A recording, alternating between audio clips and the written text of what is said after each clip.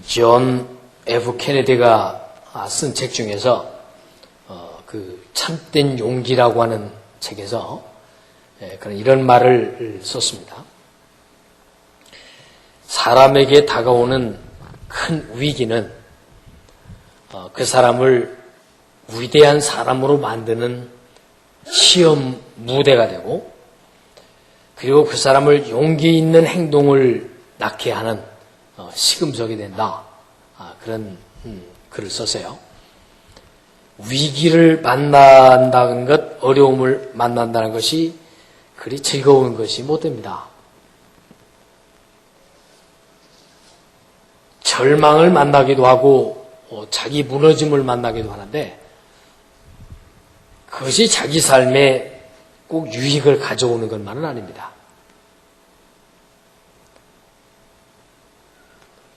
개인적인 무너짐이 고통을 당하는 당사자에게는 충격과 상처를 가져오기 때문에 어려움을 그렇게 환영하거나 기대해서도 안 됩니다. 그런데 중요한 것은 우리 하나님께서 개개인에게 필요에 따라서 또는 그 사람의 능력에 따라서 감당할 만한 시험을 주신다고 했기 때문에, 하나님이 허락해 주신 시험을 당한다고 하는 것은 어쩌면 하나님께서 예정하신 속에서의 목적이 있다고 생각해 볼 수가 있겠습니다. 오늘 본문 말씀은 바울 사도가 자기 자신이 아픔을 당하는 내용을 고백했고, 또 다른 사람들 마음속에 심겨졌던 자기의 모습이 허물어져 가는 것을 보면서 마음을 굳게 하고 서신을 쓰기 시작합니다. 그래서 10장 전체에서 주어지는 내용은 바울 사도를 비난하고 약화시키는 그런 유대인들에 관한 변명을 하고 있으면서, 또 한편으로는 11장에서 1절과 또 그 여러 군데에서 16절에서도 말씀하고 있지만, 원컨대 내가 좀 어리석은 부분이 내게 좀 있지만, 좀 부족한 점이 내게 있지만 너희들이 나를 좀 용납해 달라라고 하는 그런 넉넉함을 호소하는 내용으로 이루어져 있어요. 개인적인 무너짐이 얼마나 심했든지 사람과의 대인관계에서 무너지고 어려운 일에서 무너져서 1장 8절쯤 가보면 바울 사도는 이렇게 고백합니다. 내가 이제 힘이 다 빠져서 더 이상 감당할 수 없을 정도의 심한 고생을 당하고 있어서 이제는 살 소망조차 끊어졌다. 그런 고백을 하고 있을 정도니까, 바울 사도같이 위대하고 훌륭한 사도도 그런 고백을 하시는구나 하는 것 때문에 두 가지 생각을 해보지요. 하나는 바울 사도에 대한 어떤 존경심과 신비함이 좀 깨지는 것 같고, 또 한편에서는 바울 사도같이 위대한 분에게도 이 정도로 처절하게 자기 무너짐이 있었다고 한다면 우리들에게 있어서야 어려움이 오죽 힘들겠느냐, 그런 위로가 되어지는 내용이 되기도 합니다. 그 1세기 그 후반에 전해지는 그 유전들 속에는요, 바울 사도에 관한 기록이 몇 가지 유전으로 된 게 남아있는데, 바울 사도는 이렇게 기록하고 있어요. 그는 머리는 대머리였고, 그리고 다리들은 굽었고, 그리고 무릎은 벌어졌고, 눈은 컸다. 그리고 눈썹은 서로가 서로에게 붙어 있었고, 코는 길었다. 그리고 그는 어떨 때는 사람 같고 어떨 때는 천사 같은 그런 사람이었다. 이렇게 기록하고 있는 그 유전들을 보노라면, 바울 사도가 왜 이렇게 어려움을 호소하고 사람들에게 말거리가 됐는가 하는 것도 확인해 볼 수 있고요. 그가 쓴 서신 중에서도 어떨 때는 화를 버럭 내서 채찍질을 하기도 하고, 어떨 때는 자기 자신을 철저하게 주님 앞에 무릎 꿇어서 다른 사람에 대한 100%의 배려를 하는 모습도 간간히 드러나고 있고요. 그래서 어떤 학자는 이렇게 말합니다. 바울 사도가 왜 이런 모습을 가지고 하나님의 일을 했는가와 하나님이 그런 모습을 어떻게 사용하셨는가를 살펴보려면, 그의 인간적인 모든 모습을 전부를 보여주시고 난 다음에 하나님께서 그러함에도 불구하고 역사하시는 하나님의 능력을 보여주시려고 하는 게 본문의 혹은 성경의 의미이다. 그렇게 설명을 합니다. 영어권에서 세계적으로 가장 위대했던 설교자로 칭했던 그 헨리 조웨트라고 하는 목사님이 계시는데요. 그분이 그 당시에 얼마나 훌륭한 분이냐면 아주 영향력 있는 큰 그 대교회에서 심부를 하셨고요. 그리고 수많은 대중 집회를 수없이 많이 했어요.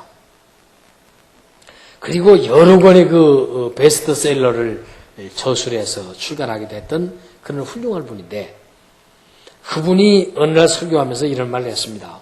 나는 너무나도 지독한 영적인 무너짐 때문에, 나 자신이 주저앉고 깔아지는 무너짐 때문에 너무 고통스럽다. 그리고 나의 미래에 관해서 나의 삶에서 두려움을 겪고 있다.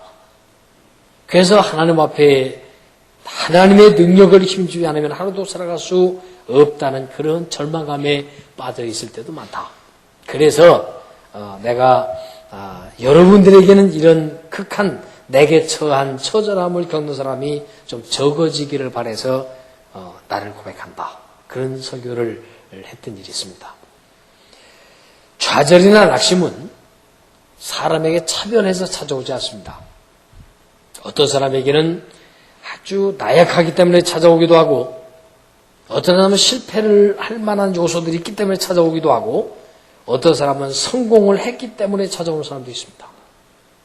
좌절이나 낙심이나 혹은 자기 침륜과 자기 포기는 누구에게든 찾아올 수 있기 때문에, 그래서 요동치는 이 삶 속에서 자기를 주체하지 못해서 못 견뎌야 하는 사람들이 이 땅에 거의 많다는 거예요. 어제 저녁에 한 9시쯤 되는데 책을 읽고 있노라니까 한 분이 휴대폰으로 전화가 와서 그 말을 잊지 못하는 아픔을 토로하는 거예요.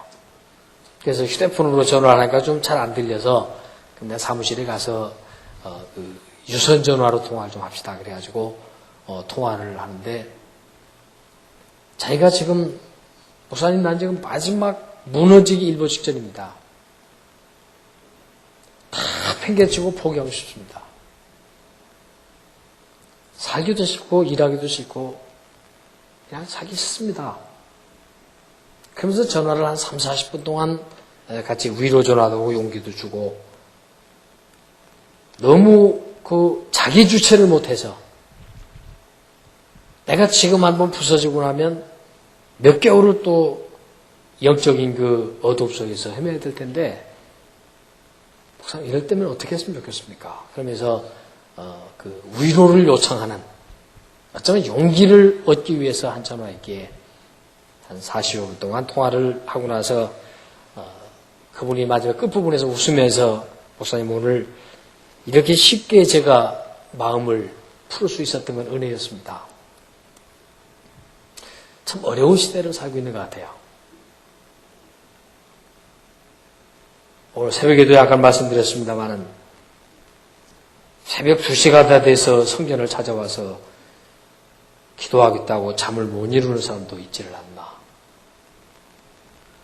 참 힘들고 어려운 세상을, 또 어려운 시대를 우리는 살고 있습니다.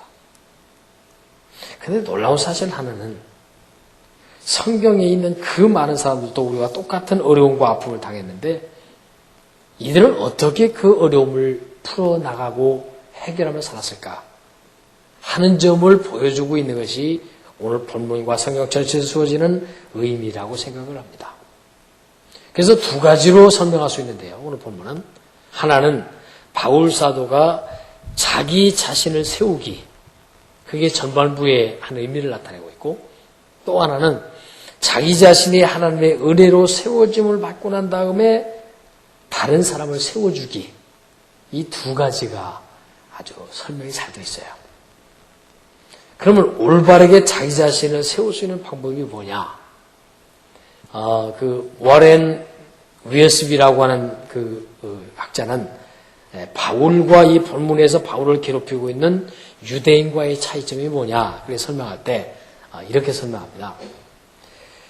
바울은 교회와 성도를 세우려고 몸부림치면서 다른 사람을 세우기 위해서 자신의 모든 것을 던진 반면에 이 유대인들은 자기 자신을 세우기 위해서 교회와 다른 사람을 사용해 먹는 사람이기 때문에 이타적인 사람과 이기적인 사람의 싸움이 계속되어지고 있다.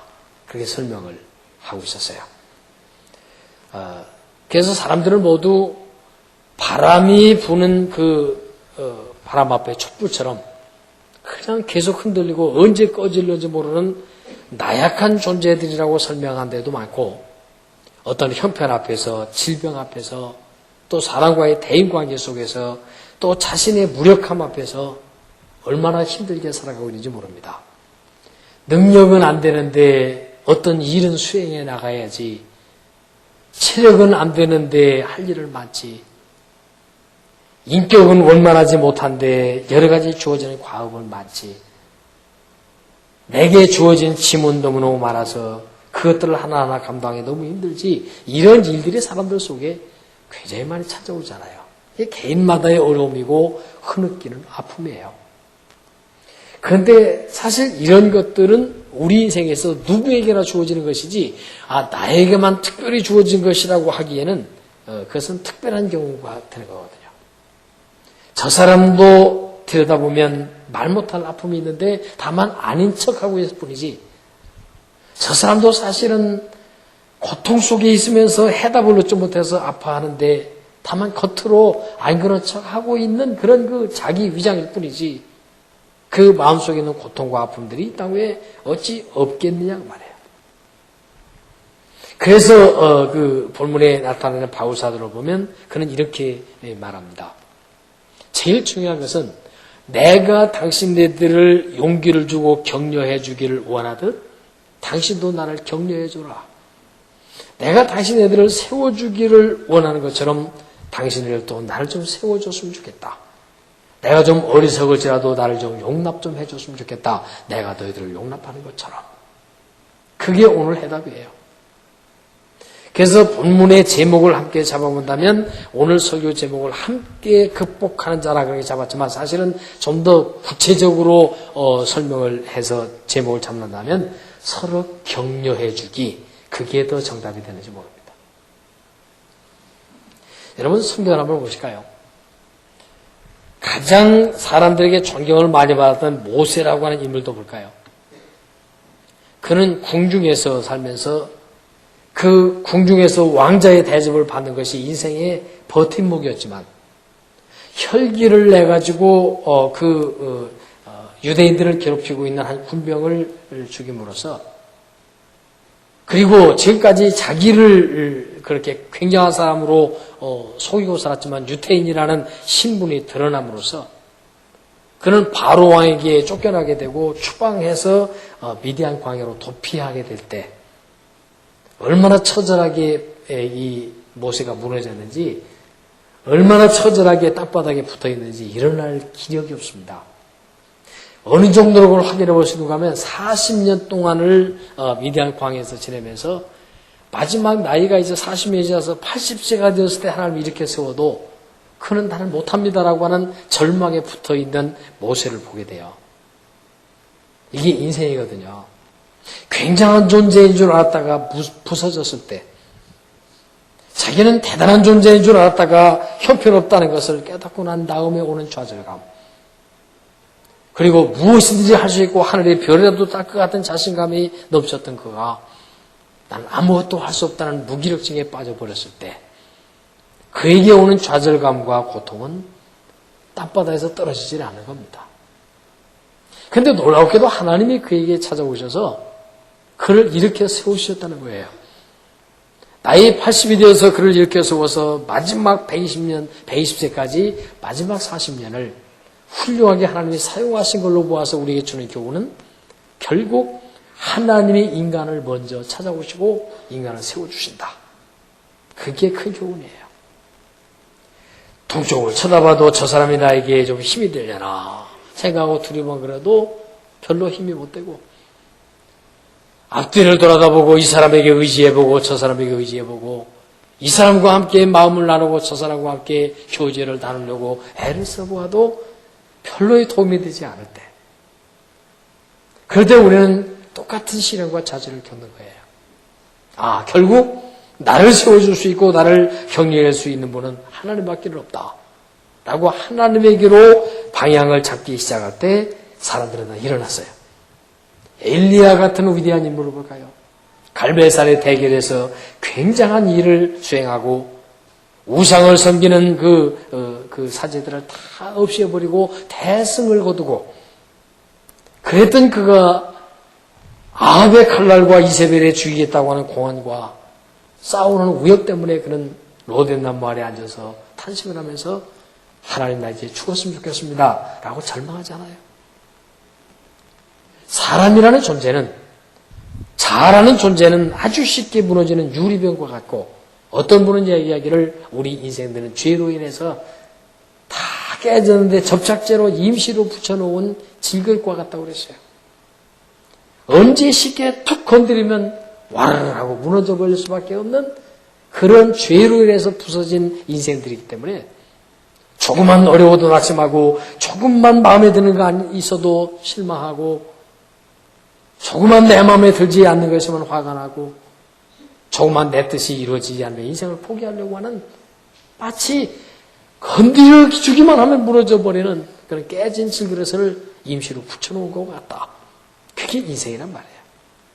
누구 말 한마디에 흔들리고, 어떤 사람의 표정 하나에 의해서 뿌리까지 흔들리고, 삶을 살면서 자기의 뜻대로 되지 않는 일 하나 때문에 인생 전체가 다 와해되어질 위기에 놓여 있는 것들이 우리 인생의 모습이거든요. 그런데 성경에 보면 그런 그 상황 속에서 언제나 하나님은 하나님의 역할이 있었다는 거예요. 야곱이 어땠습니까? 그는 엄마의 보호 품 안에서 그는 존재의 의미가 있었습니다. 굉장한 존재가 됐습니다.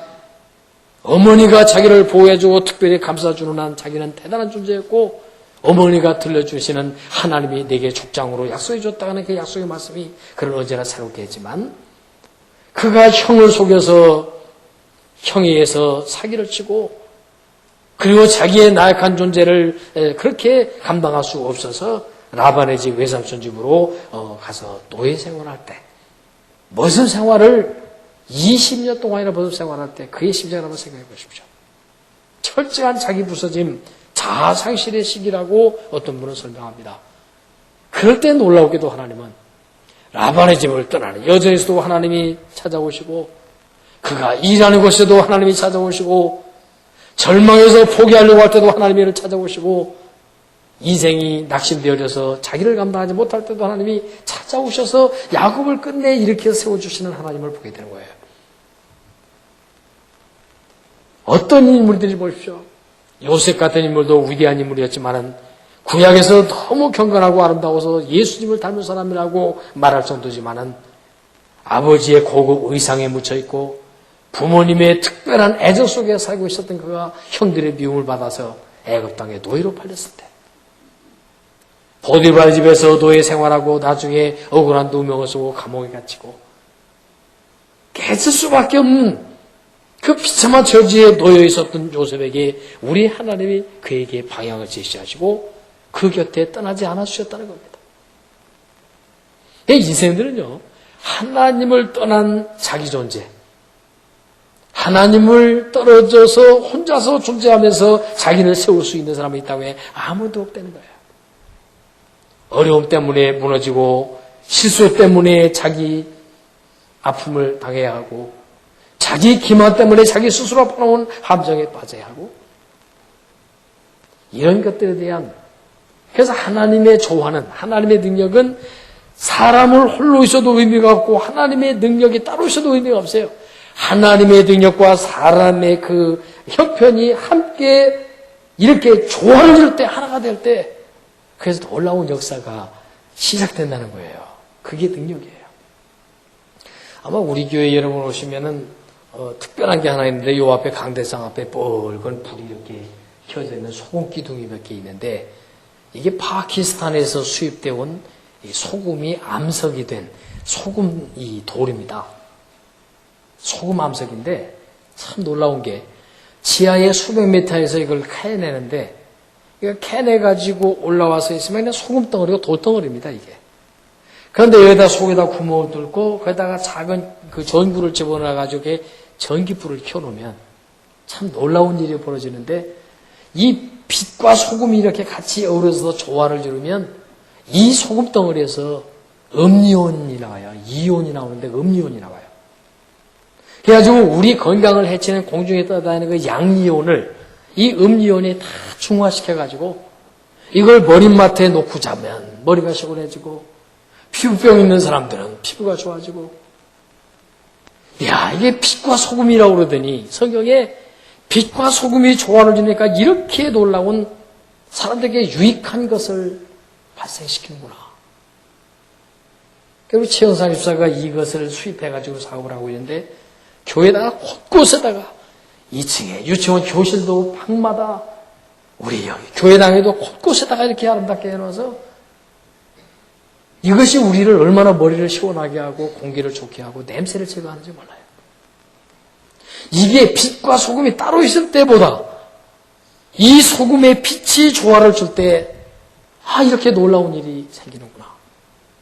여러분, 인간이요, 나약하면 나약한 존재에게 하나님의 은혜가 있고 강할 때는 강할 때에 하나님의 은혜와 능력이 있고 실패했을 때 하나님의 은혜가 있고 이래서 하나님과 인간의 조화가 이루어질 때 그때부터 놀라운 새 역사가 시작된다는 거예요.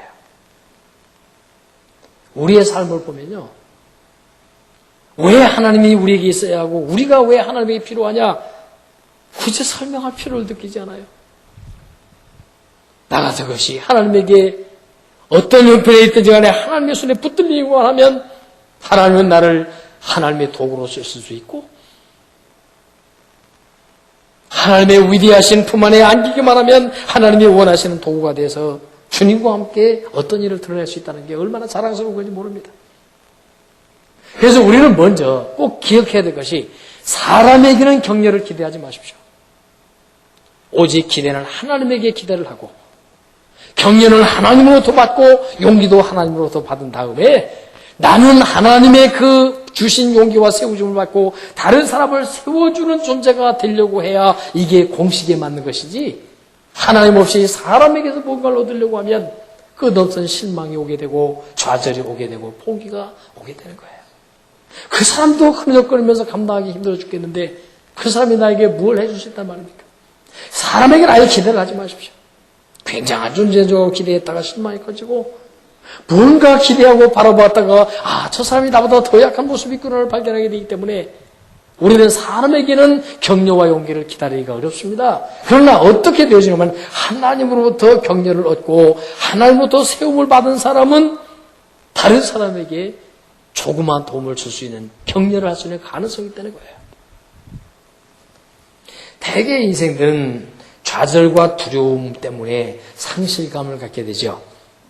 이 세상에 내 뜻대로 되어진 일은 아무것도 없습니다. 이 세상에 아무리 능력 있는 사람이라고 할지라도 자기가 원하는 대로 다 이룬 사람은 아무도 없습니다. 어떤 영웅들도 그랬고 어떤 위대한 지도자들도 그랬고 어떤 성공자들도 자기 뜻대로 되어진 것이 아니라 어떤 상황에 따라서 조금 다른 사람보다 조금 더 이루었다는 것이니 성공이라는 과감하고 대범한 말을 쓸 수 있는 사람은 이 땅에 별로 없습니다. 그런데도 불구하고 우리는 자꾸만 그런 것에 대한 지나친 기대감 때문에 쉽게 좌절하고 포기하고 무너지는 것이죠.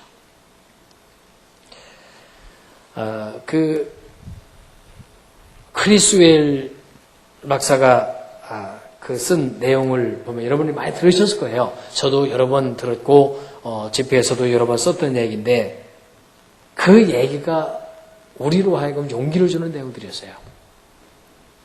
아프리카에서 선교 생애를 마치고 다 늙어가지고 힘이 없어져가지고 돌아오는 선교사 부부가 있었는데 그분들이 아프리카에서 배를 타고 와서 미국의 뉴욕항에 다 도착을 했습니다. 그런데 그 배에는 마침 누가 타고 있었냐면 테디 루즈벨트 대통령이 아프리카를 방문하고 돌아오는 배에 같이 탄 거예요. 그런데 루즈벨트 대통령이 사실은 아프리카 방문했지만은 방문해서 휴가를 즐기면서 사냥을 하다가 돌아오는 것인데도 그가 한국에 도착하자마자 기자들이 막 수십 명에 둘러싸이게 되고 수행원들에 둘러싸이고 정부 요원들이 와서 영접하고 대단한 환영의 그 현장인데 다 그들이 내리고 쓸쓸한 그 항구에 배에서 마지막 내리는 이 다 늙어서 힘이 빠져 있는 노 선교사 부부가 그 뒤를 따라서 나오는 거예요. 아무도 반겨주는 사람이 없습니다. 아무도 그에게 용기를 주는 사람이 없습니다. 아무도 그들을 자기 집으로 가자고 식사 초대하는 사람이 한 명도 없었습니다. 싸구려 숙박업소에 들어가서 두 부부가 잠을 청하는데 그 선교사님이 좌절감에 빠져가지고 이런 얘기를 합니다. 그래, 세상은 참 불공평해. 하나님이 살아계신데도 이 세상은 너무너무 불공평해. 루즈벨트 대통령은 지금 아프리카에서 휴가를 즐기면서 사냥을 하면서 즐기다가 와도 저렇게 엄청난 대우를 받는데 나는 내 생애를 다 던져서 복음을 전하고 이제는 퇴역의 선교사가 돼서 우리 고향으로 돌아오는데 아무도 반겨주는 사람이 없어. 아무도에게 용기를 주는 사람도 없고 자기 집에 식사 한번 하자고 따뜻하게 격려해 주는 사람이 없어. 그래서 좌절을 하고 혼자서 되뇌이고 있으니까 옆에 나란히 있던 그 사모님이 이런 얘기를 했습니다. 여보, 우리는 아직 집에 도착한 게 아니잖아요. 하늘나라 아버지 집에 우리는 도착할 때가 아니잖아요. 그때가 봐야 알죠. 이 세상에서는 기대할 것이 또 기대했다고 했더라도 대단한 것이 아닙니다. 4년의 임기가 끝나고 나면 대통령이 또 그만두는 것이고 자기에게 주어진 대단해 보이는 것도 시간이 지남에 따라서 그것은 우리 자신을 떠나게 되어 있는 것들입니다. 그리고 세상에서 얻으려고 하는 기대와 격려와 다른 사람에 대한 어떤 위로는 사실은 한계가 있는 것입니다. 그래서 그는 그 자리에서 엎드렸습니다. 하나님, 잘못했습니다. 사람에게 자꾸만 기대려고 하고 사람에게 얼굴을 향하고 사람에게 손을 벌렸던 나의 나약함을 용서해 주십시오. 하나님에게서 위로받고 하나님에게서 인정받고 하나님에게서 사랑받아야 될 내가 자꾸만 사람에게서 실망을 했습니다. 성경에 나오는 위대한 인물들 모두가 하나님의 도우심이 아니었으면 의지가 아니었으면 견디는 사람들이 없었습니다. 다윗 왕도 사울에 의해서 끝없이 목숨의 위기를 만났고 사울 왕이 죽이려고 하고 증오에 차있는 그의 칼날 앞에서 그는 도망다니지 아니하면 생명에서 유지할 수 없는 위기를 만났던 사람이 다윗 아닙니까? 그런데도 하나님은 그 다윗을 찾아오셨고 보호하셨고 그 다윗은 하나님에게 의지해서 용기를 얻었고 힘을 얻었습니다. 그런 다윗이 결국 하나님에게 위로받고 자기 세움을 받고 난 다음에야 다른 사람을 세워줄 수 있고 다른 사람을 격려할 수 있는 사람이 될 수 있었다는 것은 결코 그냥 지나갈 수가 없는 일입니다.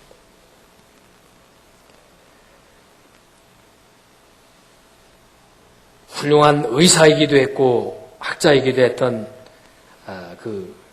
토른이라고 하는 그런 학자가 있었는데 그분이 쓴 책에 인생에는 세 가지 종류가 있다. 첫 번째 종류의 사람들은 하나님은 없고 현실만 보이는 사람이 있다. 그 사람은 현실이 너무 크게 보여서 하나님이 보이지 않는다. 그것을 현실주의자 혹은 물질주의자라고 말한다. 두 번째 사람은 현실은 없고 하나님만 있는 사람이 있다. 그 사람은 광신적인 신비주의자고 현실을 도피하는 사람이다. 가장 건전하고 훌륭한 신앙이 있다면 그는 하나님도 있고 현실도 있는 사람이다. 현실에 어려움이 있기 때문에 하나님이 필요하고 하나님이 계시기 때문에 현실을 극복할 만한 이유가 있고 현실이 있기 때문에 하나님이 역사하실 수 있고 하나님이 계시기 때문에 나는 현실을 살아갈 수 있는 현실은 직시하면서 하나님의 능력을 바라다보는 이 신앙이 가장 건전한 신앙이 된다. 그런 책을 쓴 일이 있습니다. 오늘 이 시간에 제가 여러분들과 함께 위로를 얻어내려고 하는 것은 뭐냐? 대단히 힘든 세상입니다. 그리고 끊임없이 찾아오는 하루도 몇 번씩 감정이 바뀌고 하루도 몇 번씩 우리의 생각이 바뀌고 끝없이 흔들리는 우리의 모습을 보면서 바로 서기를 할 수 있는 것은 무엇일까? 그것은 하나님 앞에 그것이 내가 바로 서고 그런 내가 다른 사람에게 작은 격려를 해줘서 함께 어우러져 사는 능력이 필요한 존재이다. 내가 월등할 수도 없고 다른 사람이 더 월등할 수도 없는 고만고만한 도토리 깍지 같은 존재들이니까 그래서 서로가 서로의 어깨 동무를 하고 서로가 서로의 손을 잡고 너와 내가 함께 이기고 함께 걸어가는 그런 위로와 격려를 하는 존재가 이 땅에 살아가는 인생들의 모습이다. 그래서 바울 사도는 오늘 그렇게 말합니다. 내가 너에게 미치지 못할 자로서 스스로 지나쳐 나간 것이 아니라 그리스도의 복음으로 너희까지 이르렀다라고 14절에서 고백을 하고 있거든요. 그리스도의 복음 때문에 내가 일어섰고 그리스도의 복음 때문에 내가 너희들에게 나아갈 수 있었고 주님이 주신 은혜 때문에 나라고 하는 존재가 지금까지 그래도 서 있을 수 있었다라고 고백하는 거예요. 돈이 없으면 말로 할 수 있고요. 말로 못하면 눈빛으로 할 수 있고요. 눈빛으로 못하면 마음속에서라도 격려해 줄 수 있습니다. 바울 사도는 부모의 마음으로 성도들을 끌어안고 자기를 미워하는 유대인들을 끌어안기 위해서 몸부림친 내용들이 오늘 본문에 여러 군데 감시할 수 있어요. 그래도는 바울을 비난했습니다. 뭐라고 비난해? 10절 보시면 저희만이, 저희는 유대인들을 말하는데요. 한번 보실까요? 저희만이 그 편지들은 중하고 힘이 있으나 그 바울사도의 편지를 말하는 거예요. 바울사도의 편지들은 아주 무게가 있고 힘도 있지만은 그가 직접 와서 설교하고 대화할 때는 왜 이렇게 약하고 말이 시원찮은지 모르겠다고 비난을 했어요. 오늘날로 말하면 그런 말이겠죠. 어떻게 설교를 못하냐? 그런 말이겠죠. 바울사도는 다른 사람에 비해서 못난 점이 많다고 하는 얘기들이 수없이 많이 있어서 오늘 바울사도는 15절에서 이렇게 말합니다. 우리는 남의 수고를 가지고 분량받게 잘하는 것이 아니라 오직 너희 믿음이 더할수록 우리의 한계를 따라 너희 가운데서 더욱 위대하여지기를 바라노라. 내 있는 모습 그대로를, 내 못난 모습 그대로를, 과장할 필요 없는 나의 모습을 너희 가운데서, 너희들 속에서 나를 세워줘서 내 속에서 무너진 나를 네 속에서 세워줬으면 좋겠다. 사람을 대할 때 처음에는 사람과 사람 대할 때 신비롭게 대합니다. 기대감을 가지고 대합니다. 아, 이 사람 좀 새로운 점이 있다. 아, 이 사람은 좀 기대할 만하다라고 신비롭게 대하다가 한 달을 교제하고 6개월을 교제하고 1년을 교제하다 보면 그 사람의 본질을 다 알게 되면 금방 또 아이고 이것도 별거 아니구나. 그 친구는 좀 괜찮을 줄 알았는데 이 친구도 별거 아니었구만. 아, 우리 저 지도자는 정말로 신비하고 괜찮을 줄 알았는데 어느덧 세월이 지나고 나면 그 지도자도 형편없는 걸 발견하게 되고 끊임없는 우리는 기대와 무너짐이 계속되어질 것입니다. 그럴 때 바울사도는 오늘 강조하는 게 뭐냐면 나의 한계를 따라서 나의 있는 모습 그대로가 너희들 마음속에서 세워졌으면 좋겠다. 무너졌던 내 모습이 내 속에서 세워졌으면 좋겠고 너희들이 내 안에서 세워져서 당신이 내 안에서 훌륭한 존재로 내 마음속에 담았으면 좋겠다. 그게 서로의 격려하고 위로하려고 하는 바울사도의 고백인 거예요. 이 격려 한마디는요. 어떠한 물질보다 귀하고요. 마음속에서 상대방을 용납해주는 그 마음은요. 이 세상에 어떤 보물보다 존귀하다고 말합니다. 상대방을 받아들이시고 약한 자들을 마음에 품어주시고 나 자신이 남에게 안겨지기를 원하듯 나도 다른 사람을 안겨줄 줄 아는 그것을 위대함이라고 말합니다. 능력이라고 말합니다. 그래서 여러분이 잘 아시는 마태복음 7장 12절을 황금률이라고 부르죠. 황금률. 성경에 나오는 그 많은 613개의 그 율법 중에서 최고의 황금률이 있는데 그것은 바로 네가 남에게 대접을 받고자 하는 대로 너희도 남을 대접해라. 그걸 황금률이라고 말합니다. 나폴레옹 황제가 세인트 헬레나 섬에 한번 갔습니다. 병사들을 이렇게 거느리고 저 언덕을 내려가는데 저 아래에서 언덕에서 어떤 농부가 무거운 짐을 지고 지금 언덕을 올라오고 있습니다. 황제가 지나가고 군병들이 쫙 도열해서 내려가는데 이 농부는 길가를 올라오면서 길을 비켜주지도 않고 고개를 숙이지도 않았습니다. 병사들이 그 농부를 호되게 혼냈습니다. 황제가 지나가는데 비키지도 않고 인사도 하지 않느냐. 마기아달 때 그 나폴레옹은 그 병사들을 책망하고 중단시켰습니다. 그리고 그는 이런 말을 했습니다. 너희들에게 한 가지 꼭 필요한 것이 있다면 그 사람의 입장에 한번 들어가 볼 줄 아는 인물이 되어야 된다. 네가 짐을 지고 지금 저 힘겹게 올라오는 농부의 입장이 되었다고 생각해봐라. 내려가는 사람 쉽지 않아 올라가는 길 어려운 데다가 그 무거운 짐 지고 땀 흘리는데 우리가 비켜주고 도와줘야지. 네가 짐을 지지 않았다는 이유 때문에 너는 쉬운 길을 내려간다는 이유 때문에 어렵고 힘들고 지쳐있는 저를 오히려 책망한다면 너는 저 사람보다 훨씬 못한 사람이다. 나폴레옹 황제가 아주 훌륭한 말을 했어요. 남을 도와준다는 건 다른 말이 아니다. 이 성경에 나오는 위로라는 말이나 격려라는 말의 단어를 헬라어 단어를 찾아가 보면 이렇게 요약이 됩니다. 그 말은 그 사람을 돕기 위해서 그의 옆에 있어주는 것이다. 그런 의미를 가진 게 격려 혹은 위로라는 말을 사용하고 있어요. 그래서 영어에서 이해한다는 이해라는 말이 understanding이란 말이에요. 그러니까 다른 사람 밑에, 밑에서 서 있다는 거예요. 남의 위에서 딱 내려다보는 것이 아니라 다른 사람 밑에서 그 사람의 앞으로 올려다보아주는 그것을 이해한다는 말로 사용합니다. 아래에 서 있다는 그 말이에요. 그 사람의 가장 고통스러운 발 아래 서 있어주는 것이 이해한다는 말입니다. 위로가 필요하지 않은 사람은 이 땅에 아무도 없습니다. 격려 없이 살아갈 수 있는 사람은 이 땅에 단 한 명도 없습니다. 누구보다 나 자신 있고 성공할 수 있고 나는 위대한 사람이라고 말할 수 있는 사람은 이 땅에 아무도 없습니다. 그래서 하나님에게 위로를 받은 사람들이 하나님에게 능력을 얻은 사람들이 다른 사람들에게 힘이 되어주고 다른 사람에게 유익이 되어주고 곁에 있어줌으로써 함께 더불어 사는 사회를 만들어가는 것이 하나님의 뜻입니다. 세계를 흔들던 유명한 아주 위대한 설교자들이 있었죠. 그것은 바로 영국의 전성기를 구가하던 사람들이었습니다.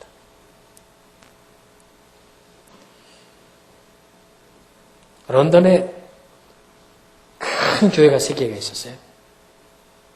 그리스도 교회라고 하는 교회가 있었는데 거기에서 심호하던 목사님이 F.B. 마이얼 목사님이 심호하고 있었고요. 세계적으로 너무너무 유명했던 침례교회 태버네클 교회의 그 유명한 스펄전 목사님이 심호하고 있었고요. 그리고 웨스트민스터 사원의 캠벨 몰건이라고 하는 아주 훌륭한 목회자가 그렇게 그냥 삼두마차처럼 그 런던을 이끌어가고 세계를 이끌어가는 사람들이었어요. 우리 한국에도 보면 큰 교회 그러면 어느 교회 딱 이렇게 찝어지듯이 그들이 영향력을 한참 세우고 있을 때였는데 그중에 3분 중에 인기가 약간 떨어지고 영향력도 약간 떨어지는 분이 바로 그 F.B. 마이얼 목사님이었습니다. 여러분도 아마 스펄전 목사님이나 캄벨 몰건 목사님 많이 들었어도 F.B. 마이얼 목사님은 좀 약간 생소할 거예요. 이 마이얼 목사님이 자신의 일기에다가 이렇게 고백을 했습니다. 하나님, 제게 한 가지 풀지 못한 숙제가 있습니다. 제가 해결하지 못한 한 가지 시험거리가 있습니다. 저 스펄전이나 저 캄벨 몰건이 목회하는 목회에 대해서 내 마음속에 질투가 사라지진 않습니다. 그들을 위해서 마음을 열려고 아무래도 내 마음속에 시기가 있습니다. 하나님, 이 마음속에 이것이 없어지지 않아서 저는 괴롭습니다. 라고 자기 마음을 하나님 앞에 열어놓고 고민하는 글이 나와요. 그런데 오랜 시간이 지난 다음에 그 일기 속에는 무슨 얘기가 나오냐면 하나님, 제 마음속에 있는 이것들을 없애기 위한 방법을 주셨음을 감사합니다. 그러면서 그는 이렇게 말합니다. 어느 날 기도하는데 하나님이 내게 말씀하셨다. 그래, 몰건, 너는 저들을 시기하지 않도록 기도는 많이 했지만 질투하지 않도록 해달라고 기도는 많이 했지만 내 마음속에서 저들을 위해서 진정한 축복을 해줄 만한 마음이 없었기 때문에 내 마음은 좁아져 있고 작은 자였단다. 저들을 위해서 진정으로 축복해 줄 수 있는 마음을 가질 수 있다면 너는 큰 인물이 될 수 있을 거야. 그는 그 자리에서 엎드려서 회개했습니다. 하나님, 주여 저 두 사람이 나보다 훌륭한 사람이 되기를 원합니다. 저 두 분이 나보다 더 훌륭한 하나님의 사역자가 되기를 원합니다. 저들은 흥해지고 나는 쇠하기를 바랍니다. 저들은 자랑스러운 쓰임자가 되기를 바라고 나는 그들의 뒤를 따라가도 좋으니 하나님 그들을 존귀하게 써주십시오라고 기도를 시작했습니다. 그는 나중에 일기에다가 이렇게 말합니다. 두 교회가 잘 되어지고 두 목사님이 잘 되어지기를 내가 기도했을 때 내 마음속에는 하나님의 위대한 능력의 마음이 생겨나기 시작했다. 나는 자유를 얻었다. 나는 행복을 느낀다. 나는 이렇게 내 마음이 즐거울 수가 없었다. 나는 나 스스로가 이렇게 큰 마음을 가질 수 있을까 생각할 것 같았다. 비난하기는 쉬워도 세우기는 어렵고 불평하기는 쉬워도 감사하기는 어렵고 다른 사람을 무너뜨리기는 쉬워도 세우기는 어려운 이 쫄장구 같은 내 마음을 이제 발견했다. 격려하는 마음은 큰 사람만이 할 수 있는 큰 사역입니다. 하나님이 세워줘서 하나님 앞에 서 있는 아름다운 사람들만이 다른 사람들을 아름답게 세울 수 있는 사람이 됩니다. 이렇게 될 때 우리는 서로가 살아있는 존재가 될 수 있고 하나님을 기쁘시게 하는 자가 될 수 있고 그럴 때 우리는 하나님께서 쓰시고자 하는 훌륭한 인물로 세워줌을 받는 은혜가 있게 되는 것입니다. 오늘 바울 사도는 이렇게 말합니다. 원컨대 너희는 나의 좀 어리석은 것을 용납해라. 청컨대 나를 좀 용납해라. 내가 하나님의 열심으로 너희를 위해서 열심을 내고 있노니 내가 너희를 위해서 열심히 내는 것은 너희와 그리스도가 하나가 되어지도록 너희를 그리스도에게 이끌어서 하나님의 사람으로 드리려고 난 열심을 낸단다. 그게 11장 2절에 나타났습니다. 오늘 하나님의 은혜와 축복이 오늘 힘들어서 지쳐하는 우리 영혼들 속에 함께 찾아오셔서 불가능을 가능케 하고 지쳐있는 자에게 새 힘을 주시고 그리고 먼 미래를 지금 당장 보이지 않는 먼 미래를 하나님의 약속으로 이루어주심을 기대하면서 하나님의 위로와 능력과 축복이 저와 여러분들이 있기를 바라고요. 그런 은혜 속에서 남겨져 있는 작은 힘과 소망으로 다른 사람을 나누어주며 격려하며 어깨동무하며 살아가는 축복이 저와 여러분들 모두에게 임하게 되어지시기를 우리 주님 예수 그리스도 이름으로 간절히 축원합니다. 기도하겠습니다.